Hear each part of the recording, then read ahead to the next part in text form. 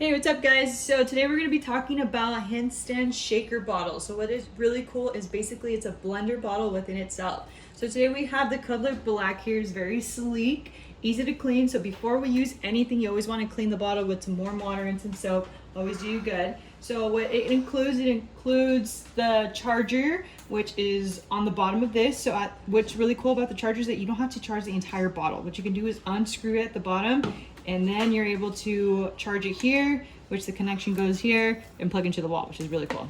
So then let's go on ahead and test it out with some protein powder that we have here. All right, so we have some protein powder here, so we'll go ahead and scoop in. Just get as much or as little as you like.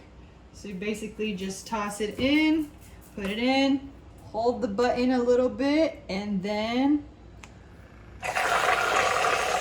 start mixing it. And you turn it off, just the click of the button. And after that, you're able to drink the protein. So here we have it unscrewed. So if we just go ahead and close this up, pop open this, and your protein's ready to go.